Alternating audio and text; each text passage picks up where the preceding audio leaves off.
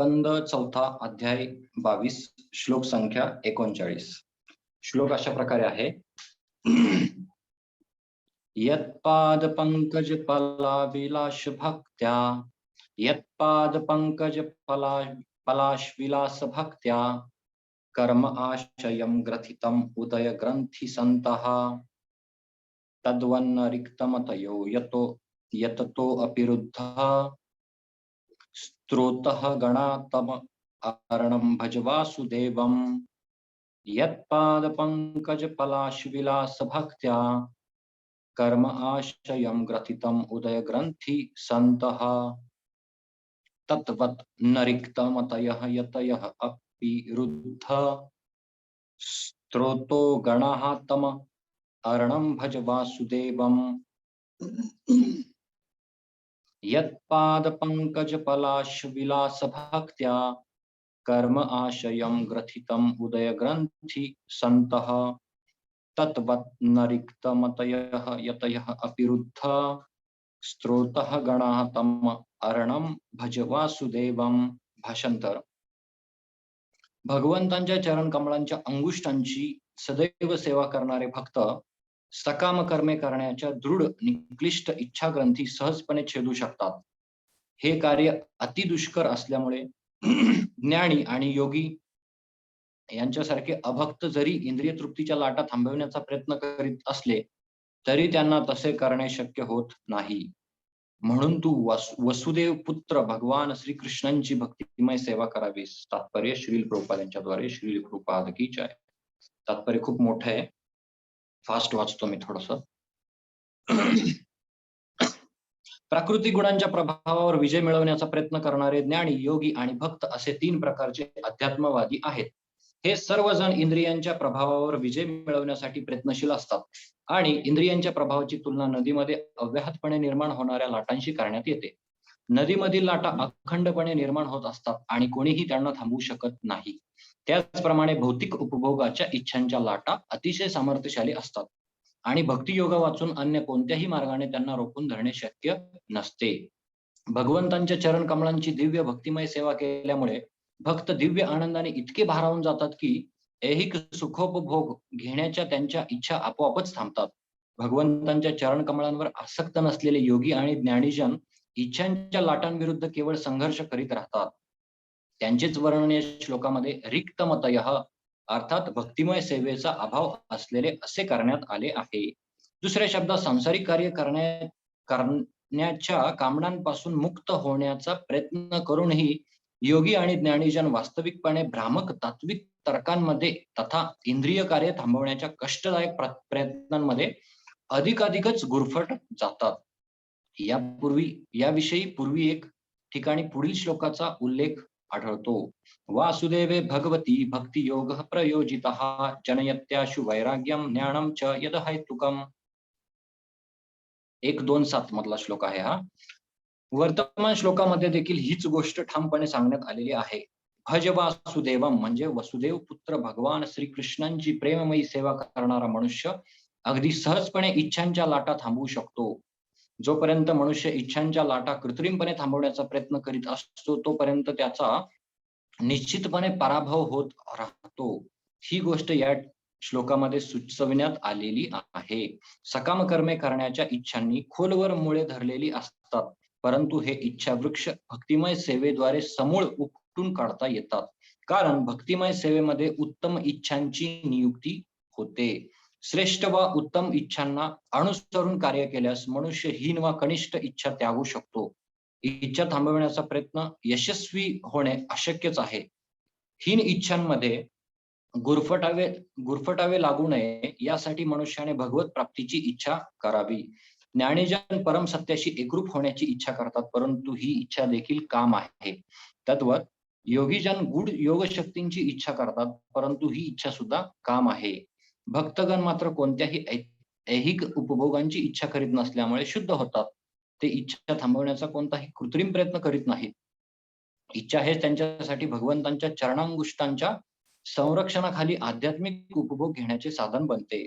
कुमारांनी या श्लोकामध्ये म्हटले आहे की भगवान श्रीकृष्णांचे चरण कमळ सर्व आनंदाचे अंतिम भांडार आहेत म्हणून भौतिक उपभोगांच्या कामना नष्ट करण्याचा अयशस्वी प्रयत्न करण्यापेक्षा मनुष्याने भगवंतांच्या चरण कमळांचा आश्रय घ्यावा.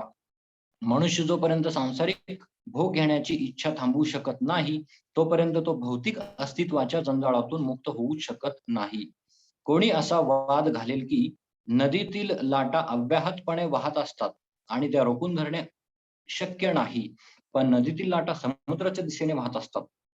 नदी सागर यांच्या संगमाशी जेव्हा भरती येते, तेव्हा ती नदीच्या प्रवाहास खंडित करते आणि नदीतच पूरसदृश्य परिस्थिती निर्माण होते. त्यावेळी समुद्रातील लाटा नदीतील लाटांपेक्षा वरचढ ठरतात.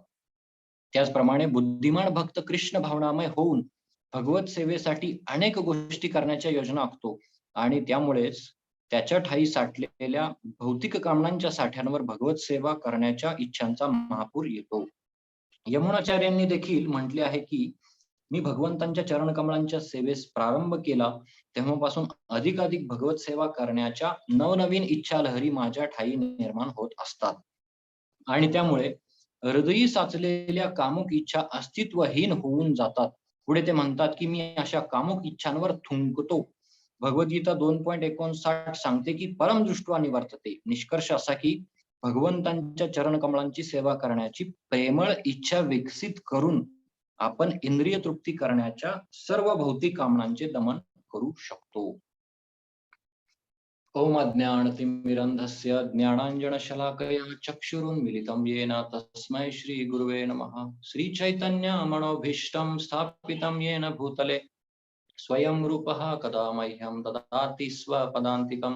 वन्देऽहं श्रीगुरुः श्रीयुतः पदकमलं श्रीगुरून् वैष्णवांश्च श्रीरूपं सागरजातं सहगणा रघुनाथान्वितं तं सजीवं साद्वैतं सावधूतं परिजनसहितं कृष्ण चैतन्यदेवं श्रीराधा कृष्णपदान् सहगणा ललिता श्रीविशाखान्वितांश्च नमो विष्णुपदाय कृष्णप्रेष्ठाय भूतले श्रीमते भक्तिवेदान्त स्वामिन् इति नामिने. नमस्ते सरस्वती देवे गौरवाणी प्रचारिणे निर्विशेष शून्यवादी पाश्चात्य देशतारिणे वाञ्छाकल्पतरुभ्यश्च कृपा सिन्धुभ्य एव च पतितानां पावनेभ्यो वैष्णवेभ्यो नमो नमः. जय श्री कृष्ण चैतन्य प्रभु नित्यानंद श्री अद्वैत गदाधर श्रीवासादि गौर भक्त वृंद.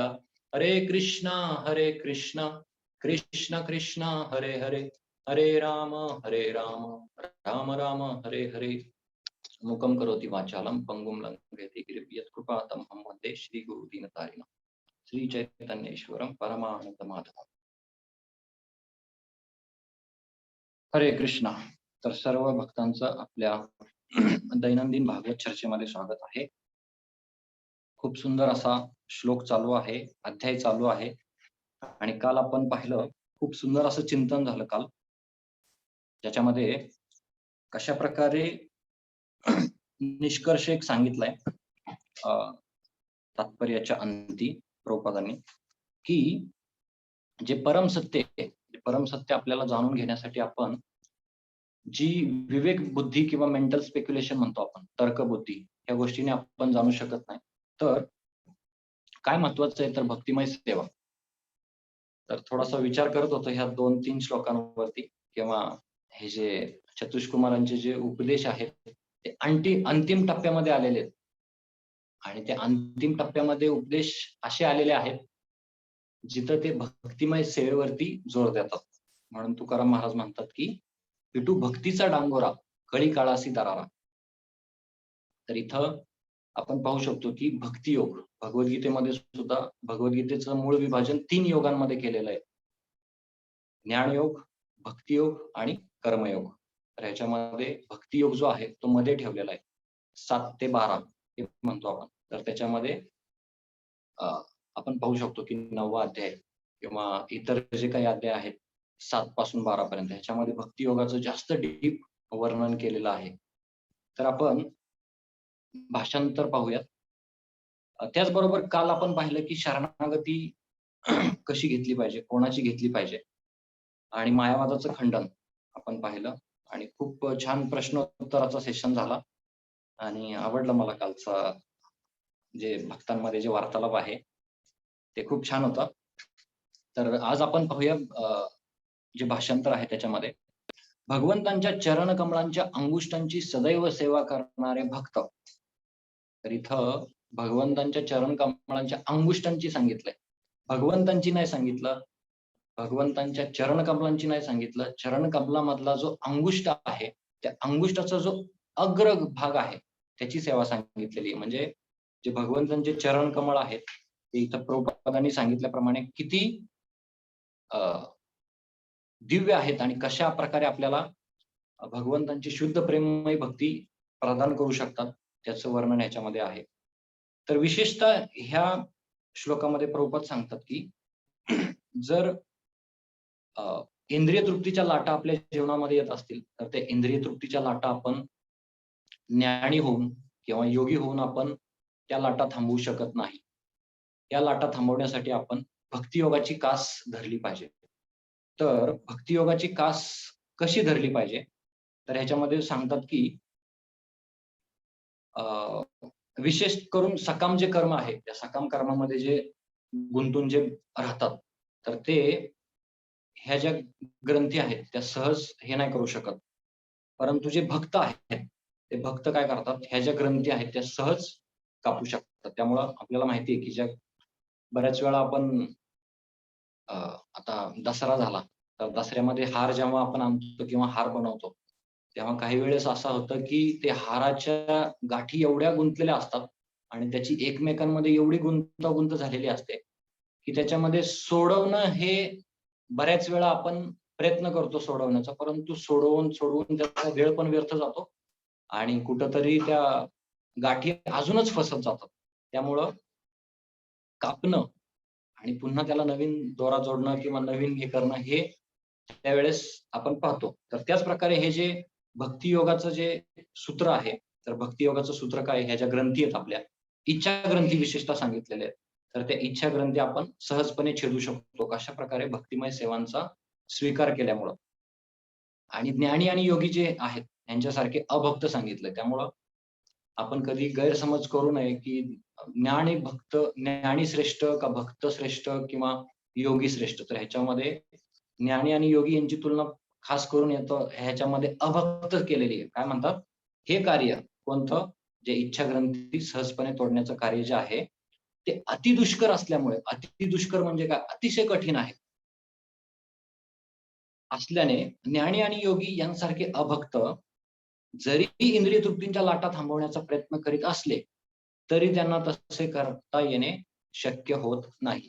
तर आपण ह्याच्यामध्ये उदाहरणं पाहू शकतो, की कशाप्रकारे जे सौभरी मुनी होते, विश्वामित्र मुनी होते, हे योगी होते, ज्ञानी होते चांगले. परंतु त्यांनी काय केलं, की दृढ जे तपाचरण आहे, ते करण्याचा प्रयत्न केला. परंतु काय झालं, हे जे योगसिद्धी आहे, ह्याच्या बळावरती ते भ्रमित झाले आणि मेनका किंवा जी रंभा म्हणतो आपण, तिच्याशी हे झाले किंवा परत सौभरी मुनी जे वृंदावनामध्ये पाण्यामध्ये तपस्येला बसले आणि पाण्यामध्ये फक्त काय केलं, 2 माशांचा संघ पाहिला आणि तिथून ते भ्रमित झाले. परंतु इकडं आपण पाहू शकतो, की जगद्गुरू संत तुकाराम महाराज असतील किंवा नामाचार्य हरिदास ठाकूर असतील, तर ह्यांच्या जीवनामध्ये हे भक्ती करतायत म्हणून काही जे समाजकंटक आहेत, त्यांनी वेश्यांना पाठवलं, परंतु त्या वेश्यांमध्ये सुद्धा परिवर्तन झालं. वेश्या हरिदास ठाकूरांना परिवर्तन करण्यासाठी आली होती. परंतु हरिदास ठाकूरांच्या लव मात्र साधू संग सर्व सिद्धी हाय. काय झालं तिचं, की पूर्ण तिला शुद्ध भक्ती प्रदान झाली. साक्षात मायादेवी आली म्हणतात. तर आपण अझ्युम करू शकतो, की एक क्षुल्लक अ, अ, माया जरी आपल्या जीवनामध्ये आली, तर मग साक्षात मायादेवी आली तर काय होईल? तर अझ्युम करू नका. महाराज म्हणतात असं. तर हे अझ्युम नाही केलं पाहिजे. तर हे जे हरिदास ठाकूर आहेत, ते नामाचारी आहेत. त्यांनी भक्तियोगाच्या जोरावरती सर्व सिद्धी आहे म्हणजे काय कृष्ण प्रेम जो पंचम पुरुषार्थ आपण वारंवार डिस्कस करतोय पाठीमागच्या काही श्लोकांमधून. तर त्याच्यामध्ये त्याच्यावरती त्यांनी विजय प्राप्त केला. आणि विशेष करून ह्या श्लोकामध्ये पिटू भक्तीचा डांगोरा. विशेष करून काय सांगितलंय? वसुदेव पुत्र. वसुदेवाचे पुत्र कोण? वासुदेव. त्यांच्या भक्तिमय सेवेची सेवा करावी असं प्रत्यक्ष उपदेश ह्याच्यामध्ये जे चतुष्कुमार आहेत ते पृथ्वी महाराजांना देतात. तर अंतिम काही उपदेश चालू आहेत. तर आपण तात्पर्यामध्ये येऊयात. ह्याच्यामध्ये लाटा हा शब्द आलाय. तर इंद्रिय तृप्तीच्या लाटा. तर लाटा हा शब्द कधी वापरतो आपण किंवा कधी आपल्या डोक्यामध्ये येतो? जेव्हा एखादी गोष्ट वारंवार घडत असते. थांबू शकत नाही आपण. वारंवार सारखी येत असते. एका पाठीमागून एक, वन आफ्टर अनदर. तर ही वारंवार गोष्ट होत असते, त्याला लाटा आपण म्हणतो. तर इंद्रिय तृप्तीच्या लाटा आपण पाहू शकतो, की कशाप्रकारे एखादी गोष्ट वारंवार घडते. ती वारंवार जेव्हा गोष्ट घडत असते, त्याला आपण एक पॉझिटिव्ह गोष्टीने जर पाहिलं, तर त्याला सातत्य म्हणतो, की वारंवार सकाळी रोज जपाटॉकसाठी उपस्थित, सकाळी रोज नामजपासाठी उपस्थित, सकाळी रोज भागवत श्रवणासाठी उपस्थित. तर ही वारंवार ही जी कंटिन्युटी म्हणतो आपण, ती खूप चांगली गोष्ट आहे. परंतु इथं आपण पाहतो, की काही अशा गोष्टी आहेत, ज्या आपण त्याचा त्याग केला पाहिजे. त्याग कसा केला पाहिजे ते पुढे आपण पाहणार आहोत. परंतु ह्या ज्या इंद्रिय तृप्तीच्या ज्या लाटा आहेत, त्या लाटा थांबवण्याचा प्रयत्न आपण करण्याचा प्रयत्न केला पाहिजे. तर इथं विशेषतः जे 3 अध्यात्मवादी आहेत, त्याच्यामध्ये ज्ञानी, योगी आणि भक्त यांचं वर्णन इथं केलेलं आहे. तर जे प्रकृतीचे 3 गुण आहेत, त्याच्यावरती विजय मिळवण्यासाठी हे तिघं पण प्रयत्न करत असतात. ज्ञानी, योगी आणि भक्त. आणि हे तिघं पण काय करत असतात प्रभुपाद म्हणतात, हा जो इंद्रियांवरती विजय मिळवण्यासाठी खूप प्रयत्न करत असतात आणि इंद्रियांच्या प्रभावाची तुलना, हे इंद्रियांचे जे प्रभाव आहेत, थोडक्यात लाटा जेव्हा आपण म्हणतो, तेव्हा मला आठवतंय मायापूर यात्रेमध्ये आम्ही गेलो होतो सुरुवातीला 2011 साली. तेव्हा श्रीमान राधा गोपीनाथ प्रभूंनी एक सुंदर उदाहरण दिलं होतं. वेगाची तुलना केली होती त्यांनी. तर ह्या लाटा किंवा वेग, वेग म्हणतो आपण. तर वेग म्हणजे काय? तर आता सुरुवातीला नवीन काय कळत नव्हतं. वेग म्हणजे काय? अरे वेग म्हणजे आम्हाला स्पीड फक्त माहिती होतं किंवा वेगाने गाडी गेली किंवा हे गेलं. अरे वेग म्हणजे शरीरात आपल्या कसला वेग असतो? तर उपदेशामृत वगैरे नंतर कळालं. खूप छान उदाहरण दिलं प्रभूजींनी. प्रभूजी म्हणाले, की सुबह-सुबह आप जब उठते हैं, तो आपको एक आवाज आती है, हरी बोल. कळालं नाही मला काय म्हणतात प्रभूजी. दुसरी बार फिर से आवाज आती है, हरी बोल, हरी बोल. आणि तरी कळत नाही आपल्याला, की काय म्हणजे नक्की हे काय? परंतु म्हटले तिसऱ्या वेळेस अशी आवाज येते, की आपल्याला तो वेग येतो, की हरी बोल, हरी बोल, हरी बोल. की हा जो वेग येतो, मग त्यावेळेस आपण सगळी कार्य त्यागून देतो आणि म्हणतो, की बस मुझे अभी वहां जाना है और वो चीज मुझे करनी है.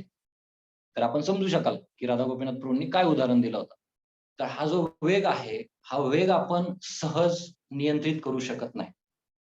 तर ह्या वेगाला नियंत्रित करण्यासाठी जे आपले किंवा ह्या लाटा आहेत, ह्या लाटांना नियंत्रित करण्यासाठी उपदेशामृतचा पहिला श्लोक आहे. 6 वेग सांगितलेले आहेत रूप गोस्वामींनी. श्रील रूप गोस्वामींनी. त्याच्यामध्ये ते म्हणतात, की वाचो वेगम मनसा, वाचा म्हणजे बोलण्याचा वेग. वाचो वेगम मनसा, मन जे आपलं आहे त्याचा वेग. आपण पाहतो, की मनामध्ये आपण भागवतमध्ये आहोत, कधी अमेरिकेमध्ये आहोत, कधी कुठे आहोत, कधी कुठे आहोत. तर हा वेग जो आहे किंवा हे जे स्पीड आहे ते खूप आहे, फास्ट आहे. वाचो वेगम मनसा, क्रोध वेगम, क्रोध. अरे बापरे! क्रोध. क्रोधाचा वेग इतका भयानक आहे, की आपण पाहतो, की एका क्रोधामध्ये किती गोष्टी भस्मसात होतात. वाचो वेगम मनसा क्रोध वेगम, जिव्हा वेगम. जिव्हा म्हणजे जी आपली जीभ आहे, खाण्याची टेस्ट. ती खाण्यासाठी पाहिजे बाबा. सुगंधित वास आला, की श्री माधव प्रभूजी सांगत होते त्या दिवशी मीटिंगमध्ये, की म्हटले आपण रस्त्यामधून जाताना आपल्याला वडापावचा जर वास आला, तर आपण जर भक्त नसेल, तर काय म्हणेल, लगेच तिथं जाऊ, ₹10 देऊ आणि तो वडापाव खाऊ. जर भक्त असेल, तर ती जी इच्छा आहे, ती इच्छा मनामध्ये ठेवू. घरी आल्यानंतर बायकोला, पत्नीला म्हणेल, "अगं, आज मस्तपैकी भजी बनव किंवा वडापाव बनव." तर हे काय झालं? वेग झाले. त्याच्यानंतर अर्थात भक्तांसाठी हा वेग चांगला आहे, की भगवंतांना ऑफर करून त्या गोष्टी हे करणं. त्याच्यानंतर पुढं सांगितलं जातं, की "वाचो वेगम मनसा क्रोध वेगम, जिव्हा वेगम, उदर उपस्थ वेगम." तर रूप गोस्वामी श्री चैतन्य प्रभू सांगत होते भक्तिशास्त्रीमध्ये, की आता 4 झाले, आता 2 राहिलेत. तर उदर उपस्थ एकच शब्द सांगितलाय, की रूप गोस्वामींसारख्या महान भक्तांना हे जे उपस्थ आहे किंवा आपलं जे जननेंद्रिय आहे, हे क्षुल्लक वाटतं. त्यामुळे त्यांनी काही वेगळं त्याला सेपरेट क्रायटेरिया दिला नाहीये. उदर उपस्थ, उदर म्हणजे पोट आणि उपस्थ वेगम.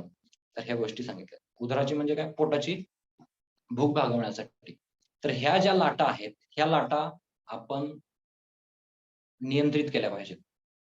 तर आपण पुढे पाहूयात, की नदीमध्ये लाटा अखंडपणे निर्माण ह्याच्यामध्ये एक उदाहरण दिलंय, की नदीमध्ये लाटा येतात.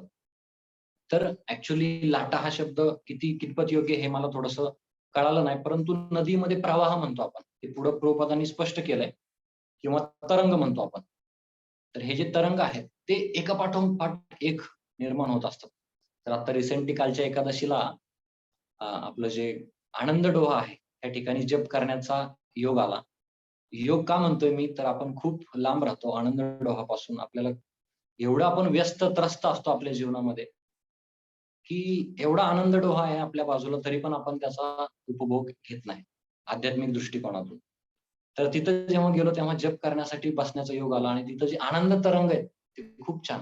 आणि त्याच्या आदल्या दिवशीच संत तुकाराम महाराज हा जो अ, 1936 सालचा विष्णुपंत पागनीसांचा जो पिक्चर आहे किंवा जो सिनेमा आहे तो पाहिला होता.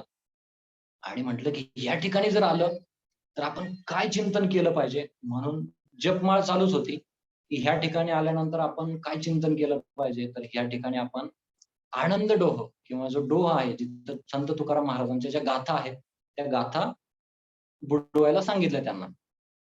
ते केल्यानंतर 13 दिवस संत तुकाराम महाराज उपवास राहिले, की माझ्या गाथा गेलेल्या आहेत. विरह भावनेमध्ये ते उपवास राहिले तिथं. आणि 14व्या दिवशी त्या गाथा प्रकट झाल्या समोर. तर ह्याचं चिंतन चालू होतं आणि मध्येच हे चिंतन करता नक्कीच हे असं चिंतन झालं पाहिजे किंवा बरेच तिथं पाहत होतो आजूबाजूला किंवा ही प्रभुपाद किंवा वैष्णवांची कृपा आहे, की आपल्याला हे भेटलंय म्हणून आपण त्याच्याबद्दल चिंतन करू शकतो. परंतु तिथं जे इतर लोक होते, नक्कीच आपण त्यांच्याबद्दल हे नाही बोलत. आध्यात्मिक धामामध्ये आले होते, धामाचा संघ घेतला होता. परंतु प्रत्येक जण सेल्फी काढण्यामध्ये किंवा मी सेल्फी काढले, मी नाही काढले असं म्हणत नाही.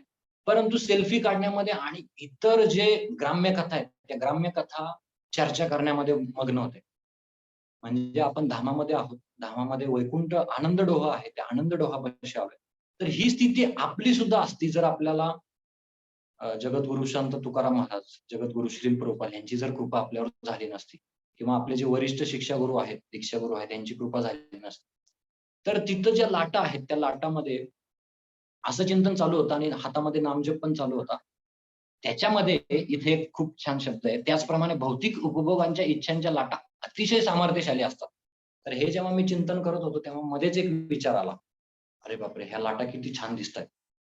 ह्या लाटामध्ये अ, बघा माझ्या मनाचं सांगतोय मी. मनामध्ये काय-काय होत होतं ह्या गोष्टी, की समोर एक बगळा आला. बगळा उडून आला आणि बगळा पाण्यामध्ये आला नदीमध्ये आणि नदीमध्ये त्यांनी मासा वगैरे घेतला आणि मासा घेऊन तो बाजूला जाऊन किंवा झाडावरती जाऊन तिथं खाऊ लागला. तर लगेच डोक्याने भौतिक जे उपभोग आहेत तिथपर्यंत गेलं, की अरे बापरे! की तू पण एकेकाळी नॉन खात होतास आणि तू नॉन खाताना अशा-अशा सुंदर-सुंदर माशांचा तू उपभोग केलेला आहेस. किती टेस्टी असेल. वाह! किती त्याची सुंदर टेस्ट असेल. असे जे अ, भौतिक जे उपभोग आहेत ते मध्येच घुसले आणि ते नक्कीच सामर्थ्यशाली आहे. प्रभुपादांचं वाक्य सहज नाहीये, की नक्कीच ते सामर्थ्यशाली आहेत. त्यावेळेस आपण त्याच्यावरती चिंतन करू लागलो. पुढचे जे काही मंत्र घेतले ते त्या भौतिक उपभोगामध्येच फक्त चालू होतं हातामध्ये. त्या मण्यांची मॉलिश चालू होते. आणि मग नंतर थोड्या वेळाने क्लिक झालं अर्धी माळ झाल्यानंतर, अरे बापरे! आपण काय चिंतन करतोय इथं? की हे जे वेग आहेत किंवा हे जे भौतिक आपलं जी इंद्रिय तृप्ती आहे, हे करण्यामध्ये आपण लगेच व्यस्त झालो. ती गोष्ट सांगावी लागली का? परंतु मनाला सांगावं लागतं रोज. रोज तुला उठायचंय, रोज तुला नामजप करायचा आहे. झाडू आणि चप्पल हे घ्यावं लागतं आपल्याला. परंतु काय आपल्याला इथं सामर्थ्यशाली का म्हटलं ह्या गोष्टी? तर ह्या सहज शक्य होतात. सहज म्हणजे काय? जसा काय आपला तो स्वभावच झालाय अशा त्या गोष्टी आपल्याला कळून येतात, की बाबा आपल्याला हा उपभोग घेतला पाहिजे. मग त्याच्यातून कसंबसं मी माझं मन नियंत्रित करण्याचा प्रयत्न करू शकलो आणि पुढची जी माळ आहे ती योग्य भावनेमध्ये कंटिन्यू करू शकलो. तर इथं सांगायची गोष्ट काय की भौतिक जे उपभोग आहेत त्याच्या इच्छांच्या लाटा हे अतिसामर्थ्यशाली आहेत. हे प्रभुपादांचं जे तात्पर्य आहे हे आपल्याला अशा वेळेस झेपू शकतं किंवा अशा वेळेस जर आपलं बुद्धी किंवा आपलं जी कॉन्शियस आहे ती जर अशी उघडी ठेवण्याचा प्रयत्न केला तर हे होऊ शकतं. पुढे सांगतात की कशा प्रकारे भक्तियोगा वाचून अन्य कोणत्याही मार्गाने त्यांना रोखून धरणे शक्य नसते. जर माझ्या हातामध्ये जपमाळ नसती, तिलक नसता, तर मी सेल्फी काढण्यामध्ये दंग झालो असतो. मी बराच वेळ तिथं त्या बगड्यांचा फोटो, बगड्यांचं चिंतन, मनुष्य जन्म पाहिया, राधाकृष्ण ना भजिया, जाणिया शुनिया विष खाविणं म्हटलं जातं. तर हे विष जे आहे ते विषपानच करण्यामध्ये मी मग्न झालो असतो. परंतु इथं प्रभुपादांच्या ह्याच्यानुसार इतर कोणताही अन्य जे काय सांगितलंय मार्ग जे आहेत ते आपल्याला सुटेबल नाहीयेत. म्हणून काय सांगितलं जातं, भुक्ती मुक्ती सिद्धी कामी सकले अशांत. भुक्ती म्हणजे काय? जे भोग घेणार आहेत. मुक्ती म्हणजे मुक्तीची इच्छा करणारे आहेत. 4 प्रकारच्या मुक्ती आहेत. सायुज्य, सारूप्य, सालोक्य, साष्टी. सिद्धी आणि मा, लगिमा, इशिता, वशिता आपल्याला माहिती आहे त्या 8 प्रकारच्या सिद्धी आहेत. कामी, सकाम कर्मामध्ये अडकलेले. सकली अशांत. अशांत म्हणजे काय? की धडपड त्यांच्या जीवनामध्ये शांतता कुठंच नाहीये. परंतु दुसरी जी ओळ आहे चैतन्य चरितामृतमध्ये कृष्णदास कविराज गोस्वामी सांगतात, की कृष्ण भक्त निष्काम. निष्काम म्हणजे काय? कुठल्याही गोष्टीची भावना नाही. निष्काम, कॉजलेस म्हणतो आपण किंवा अहैतुकी म्हणतो आपण. तर अहैतुकी अतएव शांत, तर तो शांत आहे. त्यामुळे भगवद्गीतेमध्ये सुद्धा शांतीसूत्र सांगितलंय. भगवद्गीतेमधलं शांतीसूत्र कोणी सांगेल का? प्लीज मला हेल्प करा. भगवद्गीतेमध्ये एक शांतीसूत्र सांगितलंय. तर तो श्लोक आठवतोय का कोणाला?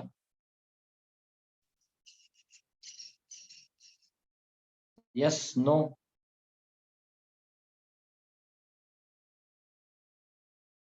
अरे बोल, कोणी बोलला असेल तर सांगा, मला आवाज नाही आला.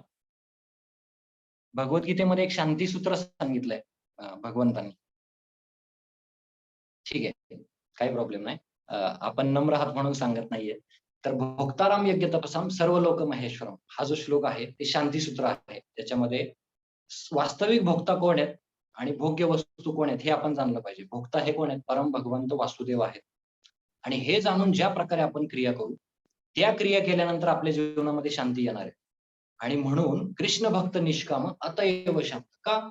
तर तो स्वतःची इंद्रिय नाही किंवा भोग त्याग ह्याच्यामध्ये अडकलेला नाहीये. तो भगवंतांची वास्तविक जी इंद्रिय आहेत, ती इंद्रिय तुष्ट करण्यामध्ये किंवा भगवंतांची सेवा करण्यामध्ये निमग्न आहे.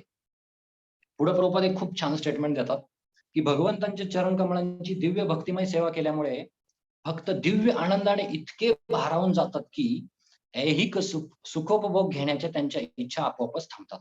तर आपण पाहू शकतो, की आपल्यापैकी बरेच भक्त असे आहेत, की पूर्वी त्यांना काही सवय होत्या. कोणाला ड्रिंकिंगची सवय होती. इथं पण आता ड्रिंक करतात. परंतु आता एवढे भारावून जातात, की सुरुवातीचा जो आनंद आहे तो तुच्छ वाटायला लागतो. बरोबर ना? त्याच्यानंतर पुढे सांगतात, की हे जे ज्ञानी आणि योगी जे आहेत ते काय करतात? ह्या ज्या इच्छा आहेत, ह्या ज्या इंद्रिय तृप्तीच्या इच्छा आहेत त्याच्याबद्दल संघर्ष करतात. त्यामुळं काही लोकं भेटतात आपल्याला म्हणतात, की जीवन में जितना बड़ा संघर्ष होगा जीत उतनी ही बड़ी होगी. लढो, करो संघर्ष. तर हा संघर्ष काही कामाचा नाहीये. ऑलरेडी आपला संघर्ष होतोय. मनासहित 6 इंद्रियांद्वारे. ममैवांशो जीवलोके जीवभूत सनातन मन षष्ठानी इंद्रियानी प्रकृती स्थानी कर्षती. कर्षती म्हणजे संघर्ष. हा संघर्ष ऑलरेडी होतोय. हा संघर्ष होत असताना अजून संघर्ष का वाढवायचे आपल्या जीवनामध्ये? त्यामुळं हे जे ज्ञानी किंवा योगी जे आहेत, ते काय करतात? संघर्ष करतात आपल्या जीवनामध्ये. आणि इथे एक खूप सुंदर शब्द प्रभुपाद सांगतात, की रिक्तमतयः. रिक्तमतयः. रिक्त म्हणजे रिकाम. मतय म्हणजे इथं भक्ती. तर भक्तीचा अभाव असलेले जे लोक आहेत, त्यांच्याविषयी इथं सांगितलंय. दुसऱ्या शब्दात काय? की सांसारिक जी कार्य आहेत, ती कार्य करण्याच्या कामनांपासून मुक्त होण्याचा प्रयत्न करून सुद्धा हे ज्ञानी आणि योगी जे आहेत, ते त्यांच्या जीवनामध्ये सफल होत नाहीत. बरोबर ना? आणि काय करतात उलट अधिक गुरफटून जातात. त्यामुळं अ, श्रीमान अमोघलीला प्रभू सांगतात, की आपल्या जीवनामध्ये एखादी इच्छा आली, तर ती इच्छा याच्यासाठी एवढं आपण असं कासावीस नाही झालं पाहिजे. तर तिथं आपण काय प्रयत्न केला पाहिजे? तिथं शांत राहिलं पाहिजे आणि तिथं शांत राहून काय केलं पाहिजे? भजहु रे मन श्रीनंदनंदन अभय चरण विंदरे, किंवा गोपीनाथ मम निवेदन शृणु, विषयी दुर्जन सदा कामरत, सदा कामामध्ये रत आहेत, खिचू नाही मोर गुण, आपल्यामध्ये गुणच नाहीये कुठला. तर ह्या भावनेमध्ये आपण ते जे इंद्रिय तृप्तीच्या लाटा आहेत त्याच्याशी आपण डिलिंग केलं पाहिजे. असं एकदम त्याला हे काय करू आता, कसं करू, काय झालं, हे झालं, ते झालं, ह्याच्यामध्ये असं तर भक्तांच्या संघामध्ये आल्यानंतर त्या गोष्टी आपल्याला शक्य होतात. पुढे एक 1-2-7 मधला आपला पाठांतराचा श्लोक इथं सांगितलेला आहे, की जर वास्तविक वैराग्य आणि ज्ञान जर आपल्याला प्राप्त करायचं असेल किंवा भगवंतांची भक्ती प्राप्त करायची असेल तर काय केलं पाहिजे? तर वासुदेवे भगवती भक्तियोगः प्रयोजितः जनयत्याशु वैराग्यम ज्ञानम च यद हेतुकम. तर वासुदेवे भगवती, वासुदेव वसुदेवांचे पुत्र वासुदेव यांची भक्ती ह्याच्यामध्ये प्रयोजिता म्हणजे काय? लागू होणं, निमग्न होणं. त्याच्यामध्ये आपण भक्तियोगामध्ये प्रयोजित जेव्हा आपण निमग्न होतो, जनयत्याशु वैराग्य, जन म्हणजे जन्म घेणे, जन्माद्यस्य यतोन्वयात् इतरतः आपण पाहतो त्याच्यामध्ये जन. तर जनयत्याशु वैराग्य, कशाचा उदय होतो? तो वैराग्य, आपल्या जीवनामध्ये वैराग्य येतं. ज्ञानम च, ज्ञान, पण च म्हणजे आणि, कसलं ज्ञान? तर यद हेतुकम, अहैतुकी ज्ञान. तर अहैतुकी ज्ञान आपल्याला भगवान श्रीकृष्णांच्या भक्ती योगामधून भेटतं. हा, तर पुढे आपण पाहू शकतो की कशा प्रकारे भज वासुदेवम म्हणजे काय? वसुदेवांचा पुत्र यांची आपण अगदी प्रेममयी सेवा म्हणून डिव्होशनल सर्व्हिस, प्रभुपादांनी काही शब्द त्यांचे टाकलेले आहेत. पाहतो आपण की भक्ती म्हणजे काय? Devotional service, loving devotional service किंवा प्रेमपूर्वक भगवंतांची आराधना. तर ही खूप महत्वाची आहे आणि म्हणून ह्या ज्या इच्छांच्या लाटा आहेत त्या कृत्रिमपणे थांबवण्याचा प्रयत्न नाही केला पाहिजे. तर नॅचरली आपण जे वैष्णव भजन आहेत किंवा आपलं जे भक्तियोग किंवा प्रेमपूर्वक ज्या काही सेवा आपल्याला सांगितलेल्या आहेत त्या सेवांचा स्वीकार करणं हेच इथं सगळ्याचं हे आहे. त्यामुळे मला एक गोष्ट सांगावीशी आवडेल. जेव्हा कधी आपल्या वरिष्ठांकडून आपल्याला एखादी सेवा येते, तर ती जी सेवा आहे ती ज्ञानी, योगी ह्या इतर जे कोणी तथाकथित जे कोणी अध्यात्मवादी आहेत त्यांच्यापेक्षा श्रेष्ठ हे समजलं पाहिजे आपण. त्यामुळं आपल्या जीवनामध्ये जी कुठली सेवा असेल, कालच्या फेस्टिव्हलला आपण काय केलं? सुंदर कुकिंग केलं. बरोबर ना? कोणी बाजार आणला असेल, कोणी त्याच्यामध्ये फोडणी दिली असेल, कोणी हे केलं असेल. तर हे प्रेमपूर्वक सेवा आहेत भगवंताच्या. किंवा कोणी सर्व्हिंग केलं असेल, कोणी हॉल सजावट केली असेल, कोणी बॅकअप केला असेल, कोणी परिसर स्वच्छ केला असेल किंवा कोणी ऑल्टरमध्ये सुंदर भगवंतांची आराधना केली असेल. तर ह्या ज्या सेवा आहेत, ह्या सेवा आपण प्रभुपादांचं तात्पर्य वाचून हिमालयामध्ये जाऊन बसणार नाही. ही गोष्ट आपण समजून घेतली पाहिजे. त्यामुळं हे जे तात्पर्य आहे हे वाचल्यानंतर आपल्याला ज्या काही सेवा आहेत किंवा ज्या काही साधना आपल्याला वरिष्ठांनी दिलेल्या आहेत, त्याच्यामध्येच आपल्याला निमग्न राहायचंय. ह्याच्यामध्ये वेगळं आपल्याला काय करायचं नाहीये. त्यामुळं पुढे आपण पाहूयात, की भक्तिमय सेवेमध्ये इच्छांची नीट म्हणजे भक्त जो आहे, तो आपल्या इच्छा ज्या आहेत, त्या खूप सुंदर गोष्टींमध्ये निमग्न करतो आणि ह्याच्यामुळे काय होतं, की सकाम कर्माची जी मुळं जी आहेत, जी खोलवर गेलेली आहेत, त्याच्यावरती एक भक्तिमय सेवेची जी मुळं आहेत, ती येतात किंवा इच्छा वृक्ष येतात. तर इथं इच्छा वृक्षाबद्दल सांगितलं तर आपल्याला माहिती आहे की कशाप्रकारे कोणता श्लोक आहे तो? अ, अश्वत्थ वृक्षाचं वर्णन केलंय. ज्याच्यामध्ये जी अश्वत्थ वृक्ष आहे, त्या अश्वत्थ वृक्षाच्या किंवा ज्या कामरूपी ज्या इच्छा आहेत, त्याला अनासक्तीने छेदून आपण काढलं पाहिजे. तर ते आपण पाहू शकतो. पुढे सांगतात की हे जे ज्ञानी आणि योगी हे काय करतात? हे कामीच असतात. इथं सांगितलंय प्रभुपादांनी. ज्ञानीजन काय करतात? परम सत्य. काल आपण पाहिलं मायावादाचं खंडन कशाप्रकारे केलं. तर हे जे ज्ञानीजन आहेत ते काय करतात? फोकस, ज्ञान घ्यायचंय. कशासाठी? परम सत्याशी मला एकरूप व्हायचंय. हे त्यांचं ज्ञान आलं. तर हे ज्ञान काय चिरकाळ टिकणारं नाहीये. तर एकरूपची जी भावना आहे, ती असं सांगतात की अपराधी भावना आहे. त्याचबरोबर जे योगी आहेत, मला ही योग करायचंय, मला पाण्यावर चालायचंय, मला ह्याच्यावर चालायचंय, मला हवेत उडायचंय. तर ह्या गोष्टी काय आहेत? ह्या गोष्टी सुद्धा कामच आहेत, प्रभुपाद म्हणतात. म्हणून भक्त जो आहे, तो कुठल्या इतर इच्छांची कामना करत नाही आणि इतर इच्छांची कामना न केल्यामुळे निष्काम गोष्टीमध्ये असतो. निष्काम गोष्टीमध्ये असल्यामुळे तो शुद्ध असतो, प्युअर असतो इथं सांगतात. आणि पुढे ते सांगतात, की जो कृत्रिम प्रयत्न आहे तो भक्त करत नाही आणि इथे एक 2-3 ओळी खूप सुंदर आहेत. मी आहे अशा वाचून दाखवण्याचा प्रयत्न करतो. इच्छा हे त्यांच्यासाठी भगवंतांच्या चरणांगुष्टांच्या संरक्षणाखाली आध्यात्मिक उपभोग घेण्याचे साधन बनते. या जीवनामध्ये जर वास्तविक संरक्षण असेल तर ते भगवंतांच्या चरणामध्ये. कुमारांनी या श्लोकामध्ये म्हटले आहे, की भगवान श्रीकृष्णांचे चरणकमळ सर्व आनंदाचे अंतिम भांडार आहे. सर्व आनंद आहे, केवळ आनंद कंद. म्हणून भौतिक उपभोगांच्या कामना नष्ट करण्याचा अयशस्वी प्रयत्न करण्यापेक्षा मनुष्याने भगवंतांच्या चरणकमलांचा आश्रय घ्यावा. यदपाद पंकज किंवा हा जो आश्रय, हा आश्रय घेणं खूप महत्वाचं आहे. त्यामुळे प्रभुपाद पुढे सांगतात, की विशेषतः ह्या ज्या लाटा येतात, ह्या अव्याहतपणे रोखून धरणं शक्य नसतं. आता इथं प्रवाह सांगितलाय, मगाशी लाटा सांगितलं होता. तर नदीमध्ये प्रवाह असतो, समुद्रामध्ये लाटा असतात.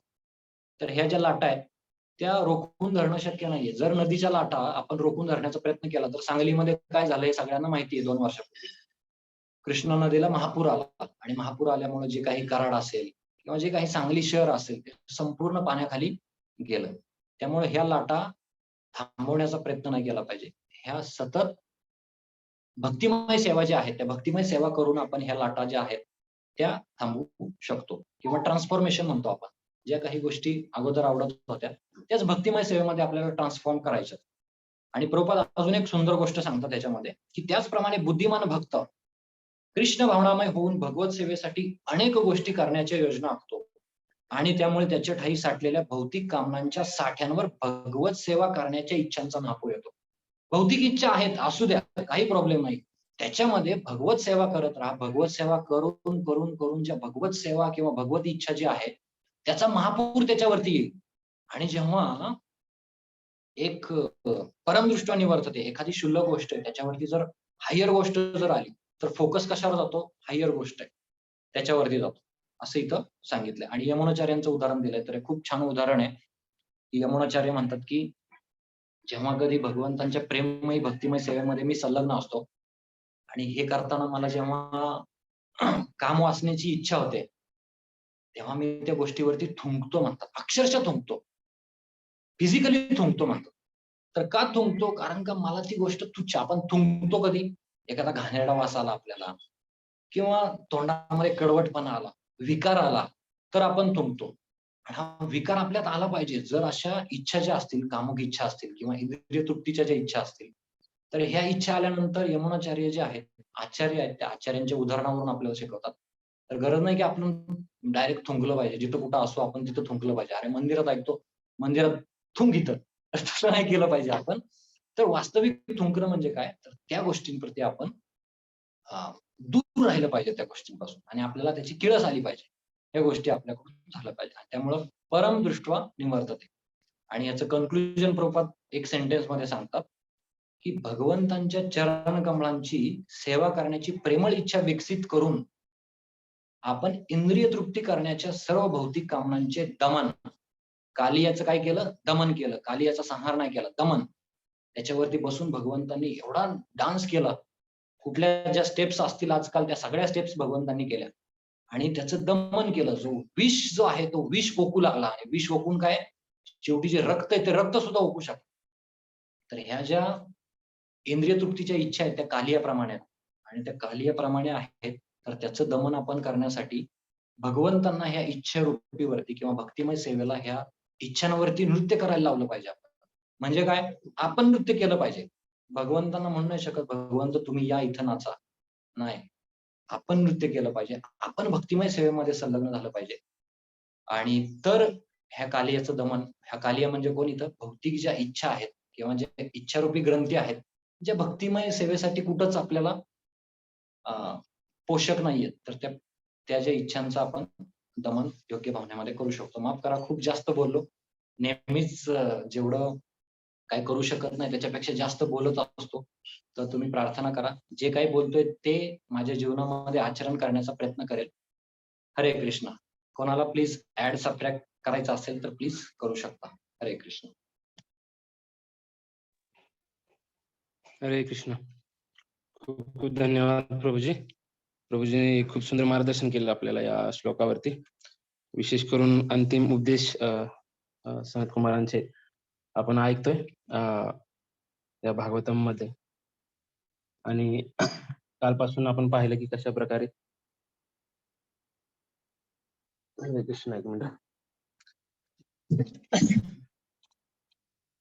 विशेष करून आपण आज ऐकलं की चरण कमळाची जी सेवा आहे ती किती महत्वाची आहे आणि त्याद्वारेच ज्या इच्छा ज्या आहेत, जे आवेग आहेत, प्रभूजींनी सांगितले की ते आपण छेदू शकतो, जे ज्ञानी आणि योगींना शक्य नाही.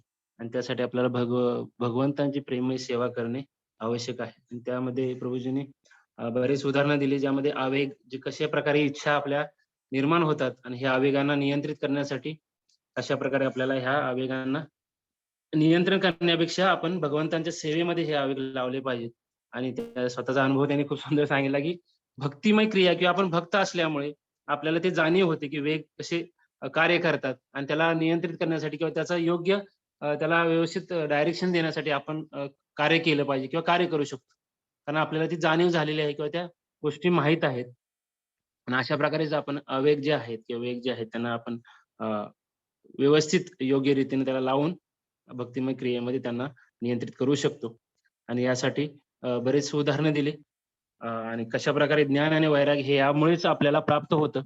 आणि विशेष करून भगवंतांची जी प्रेममय सेवा आहे, त्याद्वारेच आपण तुच्छ इच्छा ज्या आहेत, त्या समुद्राप्रमाणे जसं जो समुद्र कसा असतो, त्याला कशाप्रकारे नियंत्रित करतात नदीच्या ज्या लाटा आहेत, लाटांना नियंत्रित करू समुद्र, त्याप्रमाणे आपल्या इच्छा ह्या भक्तिमय इच्छा ह्या एवढ्या अधिक पाहिजेत, ज्याद्वारे भौतिक इच्छा ह्या आपोआप लुप्त होतील किंवा जी हायर टेस्ट आहे, हायर टेस्ट घेतल्यानंतर आपोआप जी लोअर टेस्ट कमी होते त्या तुच्छ राहतात. आणि शेवटी प्रभुपाद कन्क्लूड करतात की प्रेममय सेवा भगवंतांची हीच ह्या इच्छांना नियंत्रित करण्यासाठी किंवा डायव्हर्ट करण्यासाठी मदत करू शकते. आणि याचद्वारे आपण हे गोष्टी केल्या पाहिजेत. असे सुंदर मुद्दे प्रभूजीने आपल्याला सांगितले, तर त्याबद्दल आपण त्यांना धन्यवाद व्यक्त करू 3 वेळा हरी बोल म्हणून. हरी बोल, हरी बोल, हरी बोल, हरी बोल. हरी बोल, हरी बोल. हरे कृष्ण. तर उद्या जो जपा टॉक असेल तो श्रीमान सत्यजित प्रभू यांचा असेल. आणि त्यानंतर जो भागवतम क्लास असेल तो श्रीमान श्री शुकदेव प्रभू यांचा असेल. या क्लास संदर्भात कोणाला काही प्रश्न असतील तर विचारू शकता प्लीज. हरे कृष्ण.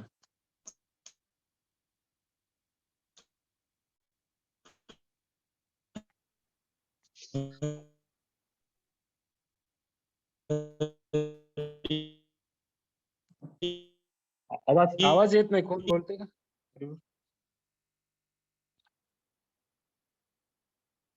आवाज येतोय का?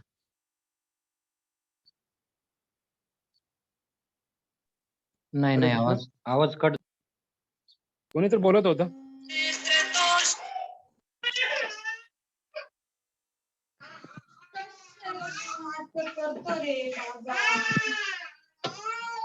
हरे कृष्ण. प्रभूजी इथे ज्ञानी आणि योगी यांना अभक्त म्हणतात प्रभुपाद.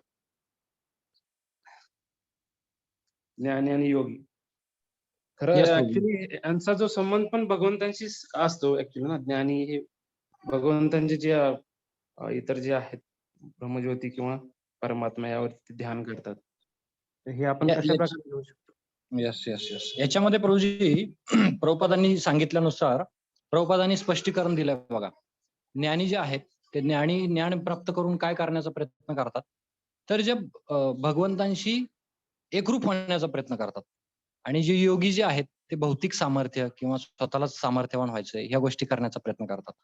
तर हे जे ज्ञानी आणि योगी जे आहेत यांच्यासाठी प्रभुपादांनी विशेषतः हे केलेलं आहे. आणि विशेषतः आपण जेव्हा ज्ञान एखादी गोष्ट अर्जित करतो आणि ती ज्ञान गोष्ट भक्तिमय सेवेविषयी असते, तेव्हा ती ज्ञान होत नाहीये. ही गोष्ट आपण समजून घेणं खूप आहे. मला खूप प्रश्न होता याच्याबद्दल, की कन्फ्युज असतो आपण, की एखादी आपण जर ज्ञान भक्तिमय सेवेबद्दल जे ज्ञान घेतो, तर ते भक्तिमय सेवाच होते. तिथं ते ज्ञान होत नाही. परंतु हे वास्तविक जे सांगितलेले आहेत ज्ञानी, हे अशा प्रकारे ज्ञान किंवा जे काही नॉलेज घेण्याचा प्रयत्न करतात, जेणेकरून भगवंतांशी एकरूप होऊ किंवा जे काही मुक्ती सांगितलेले आहेत, सायुज्य, सारूप्य, ह्याच्यामध्ये ते संलग्न करण्याचा प्रयत्न करा. आणि विशेषतः प्रभुपादांनी हे जे सांगितलंय ते त्या लोकांसाठी सांगितलंय. इतरही काही भक्त याच्यामध्ये ऍड करू शकता प्लीज. हरे कृष्ण.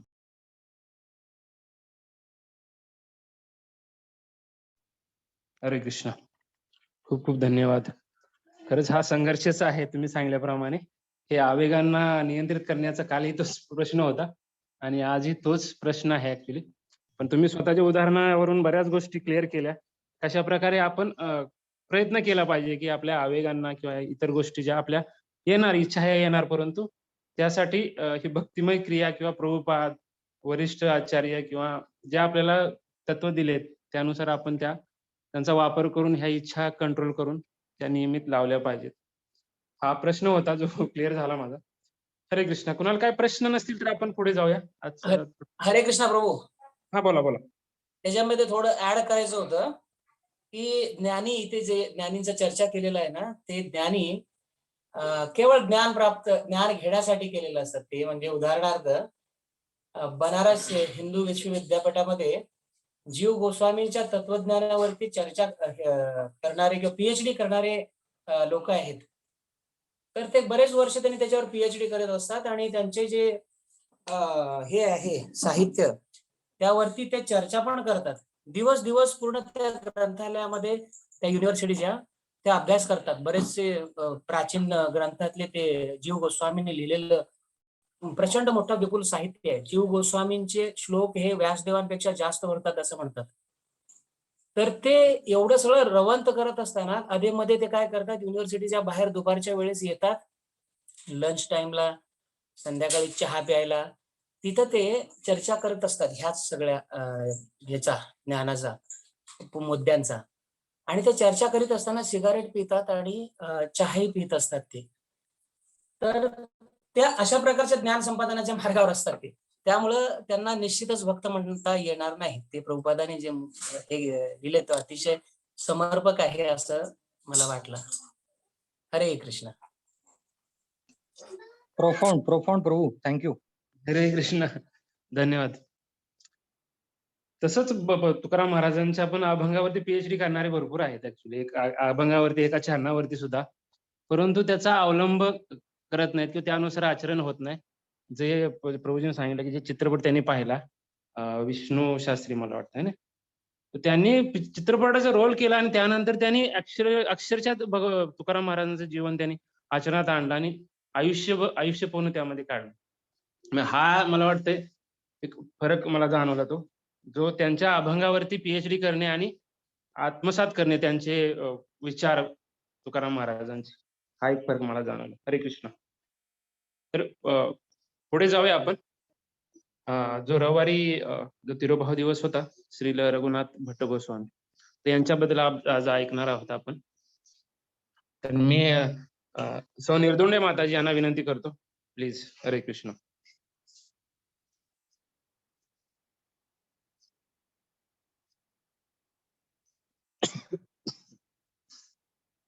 आहेत का माताजी?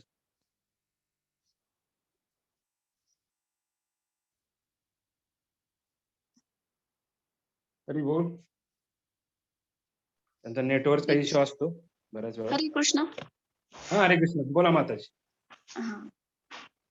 आवाज येतोय प्रभूजी? हा, येतोय.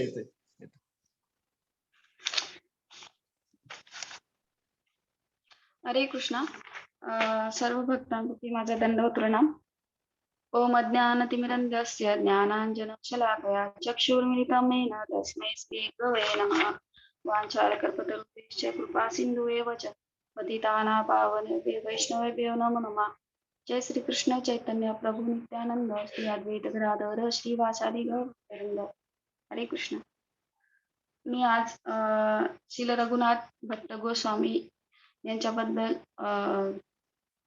2 शब्द सांगण्याचा प्रयत्न करते. मला जेवढं माहिती आहे तेवढं. प्रभूजींनी मला ही सेवा दिली त्याबद्दल प्रभूजींचे धन्यवाद. रघुनाथ भट्ट गोस्वामी हे षड गोस्वामींपैकी आचार्य आहेत. यांचे मूळ गाव हे बंगालचे होते आणि त्यांचे वडील तपोन मिश्रा हे चैतन्य महाप्रभूजींचे परम भक्त होते. त्यांच्या चैतन्य महाप्रभूंनी त्यांच्या वडिलांना सांगितले की तू बंगाल देश सोडून बनारसला म्हणजेच काशीला जा. त्यांना असं वाटले की महाप्रभू मला त्यांच्यापासून दूर का लोटतात, पण भगवंतांचे काहीतरी नियोजन असते आणि ते त्यांना काशीला जावे लागले आणि त्यांनी बंगाल सोडून काशीला ते आपलं 1503 ला ते गेले आणि रघुनाथ भट्ट गोस्वामी यांचा जन्म 1505 ला झाला आणि त्यांच्या तिरोभाव म्हणजे त्यांनी समाधी घेतली 1579 ला. शुक्ल पक्ष द्वादशी तिथी अश्विन मास या दिवशी तिरोभाव झाला. रघुनाथ भट्ट गोस्वामी हे अवघे 9 वर्षाचे होते आणि 9 वर्षाचे असताना ते त्यांच्या वडिलांबरोबर सेवा भक्ती करायचे, हे जप वगैरे करायचे, महाप्रभूंची सेवा करायची आणि त्यांच्या घरी कुकिंग म्हणजे प्रसाद बनवायचं खूप आवड असायची. ते प्रसाद बनवायचे आणि रघुनाथ भट्ट गोस्वामी हे भाजी कट करायचे आणि खूप आवडीने प्रसाद बनवायचे महाप्रभूंसाठी. रघुनाथ भट्ट गोस्वामी प्रसादाचे आचार्य होते आणि ते खूप स्वादिष्ट प्रसाद बनवायचे, खूप खूप स्वादिष्ट. राधा राणीची कृपा होती त्यांच्यावरती. असं म्हणतात की रघुनाथ भट्ट गोस्वामी यांचा चित्र किंवा फोटो किचन मध्ये लावावा, म्हणजे आपण त्यांच्याकडे बघून असं प्रसाद बनवण्याचा एक प्रेरणा मिळते त्यांच्याकडनं, म्हणजे कसं बनवायचे ते. खूप आवडीने प्रसाद ग्रहण करायचे. महाप्रभूंना पण खूप आवडायचा आणि साक्षात भगवंत, महाप्रभू म्हणजे साक्षात भगवंत, त्यांच्या हाताने त्यांना खाण्याचा म्हणजे प्रसाद ग्रहण करण्याचा योग म्हणजे भाग्य लाभायचं त्यांना. आणि भक्तिमय सेवा करत करत ते असेच महाप्रभूंची सेवा करत करत त्यांची 20 वर्ष लोटले आणि 20 वर्षानंतर म्हणजे महाप्रभू गेले आणि असेच त्यांचे 20 वर्ष लोटले आणि चैतन्य महाप्रभूजींनी सांगितले की म्हणजे 20 वर्ष झाल्यावर ते जगन्नाथपुरीला गेले, पळून गेले घरी न सांगता रघुनाथ भट्ट गोस्वामी. तिथं मग त्यांनी 8 महिने राहिले, महाप्रभूजींची खूप सेवा केली आणि मग रघुनाथ भट्ट गोस्वामींना 8 महिने राहून त्यांनी महाप्रभूंची कृपा प्राप्त केली. आणि मग नंतर त्यांना महाप्रभूंना कळालं की यांचे आई वडील म्हातारे आहेत, यांची सेवा करायला कोणीच नाहीये. म्हणून मग महाप्रभूंनी सांगितलं की तू आई वडिलांकडे जा, आई वडिलांची म्हातारे आई वडिलांची सेवा कर आणि महाभागवताची सेवा कर, वैष्णवांची सेवा कर आणि भागवत अध्ययन कर. मग त्यावेळेस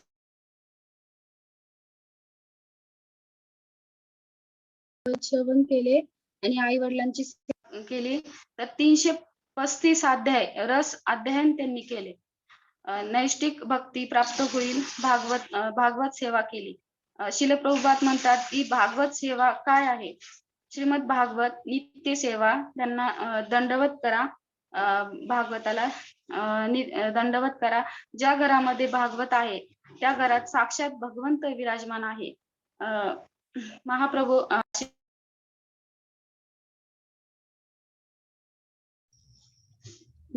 म्हणाले, आई वडिलांची सेवा करत करत त्यांनी आई वडिलांची सेवा करत करत त्यांनी म्हणजे ज्यावेळेस महाप्रभू म्हणाले की आई वडिलांना शरीर त्याग केल्यावर वृंदावनला या. मग रघुनाथ गोस्वामी हे वृंदावनला गेले. तिथे गोस्वामी रूप गोस्वामी आणि सनातन गोस्वामी यांना रघुनाथ भट्ट स्वामी भेटले. भागवत सेवा करायचे, श्रीकृष्ण नाम अध्ययन पण ते करायचे, भागवत ऐकायचे, भागवत ऐकून श्रवण करायचे. एका श्लोकावर चार सुरामध्ये ते गायचे आणि मोठ्या प्रमाणात ते बोलायचे आणि त्यांच्या बरोबर इतर भक्तही बोलायचे. रघुनाथ भट्ट गोस्वामी भागवत बोलत गात असताना पूर्ण भागवतमय व्हायचे आणि असे ते कीर्तन करायचे. आणि त्यांचं नाव पडलं होतं राग मंजिरी, नाव पडले होते. त्यांना राग मंजिरी म्हणायचे. त्यांची भागवताप्रती श्रवण केलेली भक्तिमय हे सेवा करायचे त्यावेळेस ते खूप असे एकदम भागवतमय व्हायचे आणि त्यांना खूप असं खूप असं हे करायचे आणि त्यांचा तिरोभाव ज्यावेळेस त्यांच्या तिरोभावी आपण एवढीच प्रार्थना करू शकतो की आम्हालाही भागवतची सेवा घडावी आणि आम्ही रोज असा निश्चय केला पाहिजे आपण की रोज 2 श्लोक तरी वाचले पाहिजे आणि त्यातून आपण काहीतरी ज्ञान घेतलं पाहिजे. ते आपल्यासाठी एवढं मोठं भागवत हे केलंय. जसं तुकाराम महाराज म्हणतात की आपुलिया हिता जो करी जगता धन्य माता पिता तयाची कुळी कुळी कन्या पुत्र होती जी सात्विक तयाचा हरिक वाटे देवा. गीता भागवत करीती श्रवण अखंड चिंतन विठोबाचे तुका मने मज घडो त्याची सेवा तरी माझ्या देवा पार नाही. आम्ही पण आता प्रभूजींनी आम्ही पण भागवत आणलंय प्रभूजी आणि मला रघुनाथ भट्ट गोस्वामींबद्दल बोलण्याची संधी दिली त्यांचे खूप खूप आभार. आणि मला कळालंय की भागवताची कशी सेवा करायची. म्हणजे रघुनाथ भट्ट गोस्वामींचे मी चरित्र वाचले ऐकले त्यांच्यामुळे मला कळाले की भागवताची सेवा कशी करायची, भागवत हे घरात कसं ठेवायचं, ती सेवा मला कळालं आणि आम्ही पण भागवत आणलंय. त्यामुळे मी पण असा निश्चय केला की मी रोज 1-2 श्लोक तरी वाचेल आणि त्याचं अध्ययन करेल. हरे कृष्ण. हरे कृष्ण. हरी बोल. धन्यवाद माताजी. माताजीने खूप सुंदर आपल्याला जीवनचरित्र आहे श्री रघुनाथ भट्ट गोस्वामी यांचं सादर केलं. विशेष करून मला एक नवीन गोष्ट ऐकायला मिळाली त्यांच्याबद्दल की ते प्रसाद खूप सुंदर बनवत होते. तर आपण पाहू शकतो की चैतन्य महाप्रभू स्वतः त्यांच्या हातचा प्रसाद त्यांनी ग्रहण केलेला आहे आणि राधाराणीची कृपा त्यांच्यावरती आहे. तर माताजींना विनंती आहे की रघुनाथ भट्ट गोस्वामी बद्दल श्रवण करू शकता, ज्याद्वारे तुमच्या हस्तस्पर्शाने जो प्रसाद बनेल तो अजून मधुर स्वादिष्ट होईल, जो भगवंतांना सर्व भक्तांना आवडेल. तर किचन मध्ये खरंच तो फोटो ठेवला पाहिजे रघुनाथ भट्ट गोस्वामींचा. एक नवीन गोष्ट आपल्याला ऐकायला मिळाली याच्या संदर्भात. आणि त्याचबरोबर भागवतम बद्दलची जी रुची त्यांची होती किंवा भागवतमचा जे आश्रय त्यांनी जो घेतला होता खरंच खूप दिव्य होता असा. आणि ज्या प्रमाणात ते त्यावरती चर्चा करत होते किंवा आपण पाहू शकतो की 4-4 रागामध्ये श्लोकमध्ये ते श्लोक पठण करत होते. त्यामुळे त्यांना राग म्हणजे नुसता म्हटलं जात असेल. आणि विशेष करून आपण पाहू शकतो की ह्या मागच्याच आठवड्यात 3 ते 4 भक्तांनी भागवतम आपल्या घरी आणलेला आहे. आणि कशा प्रकारे त्याची पूजा केली पाहिजे, कसा दंडवत केला पाहिजे किंवा त्याचा कशा प्रकारे आपण आदर केला पाहिजे भागवतमचा, हे सुद्धा माताजीने सांगितलं. आणि ज्याद्वारे माताजींना खरंच जो अनुभव आला की त्यांच्या घरी भागवतम आल्याबरोबर हे चरित्र त्यांना ऐकायला मिळालं आणि त्याद्वारे त्यांना प्रेरणा मिळाली की कशा प्रकारे आपण भागवतमचा आदर केला पाहिजे, पठण केलं पाहिजे. आणि त्यांनी निश्चयही केलेला आहे भागवतमच्या श्लोकाचं पठण करण्याचा, वाचण्याचा. तर आपणही त्यांच्या चरणी रघुनाथ भट्ट गोस्वामी यांच्या चरणी प्रार्थना करू की आम्हाला अशा प्रकारची गोडी लाभो. आपण प्रत्येक दिवशी अशा प्रकारचे 1-2 श्लोक पठण करून भागवताचा आस्वाद घेऊ शकतो आणि कृपा प्रदान करू शकतो अशा आचार्यांची. हरे कृष्ण. खूप खूप धन्यवाद माताजी. तर वेळ झालेला आहे, आपण थांबूया इथे. हरिबोल. यस प्रभु यस. श्रीमद् भागवत अमल पुराण की जय. श्रील प्रभुपाद की जय. जय जय.